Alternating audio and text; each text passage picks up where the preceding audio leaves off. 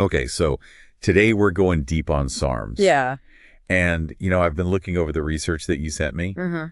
and it's pretty interesting stuff. I mean, we're talking about compounds that could really change the game Right. when it comes to treating some pretty serious medical conditions. Yeah, for sure. So basically, SARMs, they're like steroids, Okay. but with like a more targeted approach. Yeah, so that's a really good way to put it. I think the main thing with SARMs that makes them so interesting is that they're designed to be much more selective than steroids are. Okay, yeah, I was going to ask you about that. So how do they actually work? Well, so you've got androgen receptors throughout your body, right? Mm.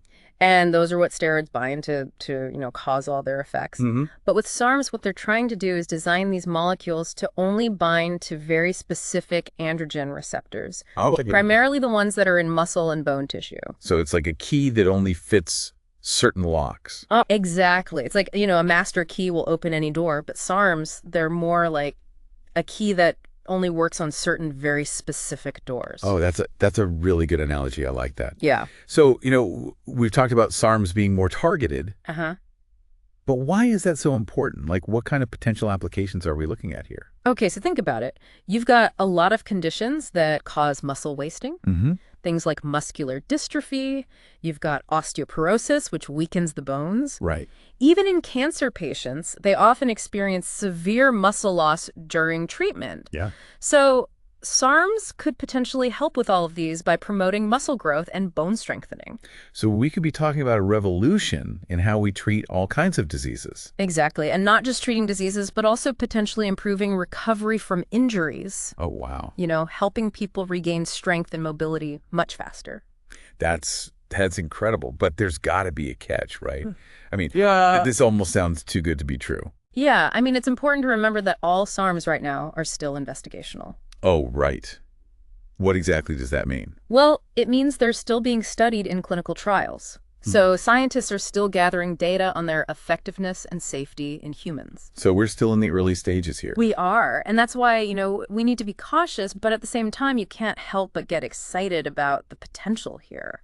Yeah, I mean, we've seen what steroids can do. Right. But they come with a whole host of really nasty side effects. Exactly. So if SARMs can deliver similar results, but without those downsides, that would be huge. That would be a total game changer. Absolutely. So what are researchers focusing on right now? I mean, what are some of the biggest potential benefits and risks that they're trying to figure out? Okay, well, on the benefit side, you've got targeted muscle growth, increased bone density, and hopefully fewer side effects compared to traditional treatments like steroids. And that's a big one, right? I mean, imagine treating osteoporosis or muscle wasting without all the negative side effects. Yeah, no kidding. But what about the risks? I mean, I'm guessing there's still a lot we don't know. That's right. I mean, because these compounds are so new, we don't have a full understanding of their long-term effects yet. So we're sort of venturing into the unknown here. In a way, yeah. It's like exploring uncharted territory. We need to be prepared for the unexpected. That makes sense. So it sounds like we need to be patient and let the science play out. We do. We need to be both excited and cautious. We can't let our enthusiasm get ahead of the research. I mean, this whole thing, it really makes you think about the bigger picture, too. Oh, for sure. Like, what are the ethical implications of a drug that could potentially enhance human performance? Right. I mean, what about athletes using SARMs to gain an edge? Or people using them for purely cosmetic reasons? Those are all valid questions, and they're things that we need to start thinking about now. It's almost like we're standing on the edge of a new era in medicine. Yeah. It's exciting, but it's also a little bit scary. Yeah, I think that's a great way to put it. So what do you think? Big picture, what's the most important thing for our listeners to take away from all this? Okay, so the main thing I want people to understand is that SARMs are a really promising area of research in medicine. They have the potential to help a lot of people, but we need to remember that they're still in those early stages of research. So we need to proceed cautiously and responsibly. Right. Let the science guide us. Exactly. All right. Well, this has been a really fascinating look at SARMs. Thanks for breaking it all down for us. Oh, yeah, my pleasure. Happy to be here.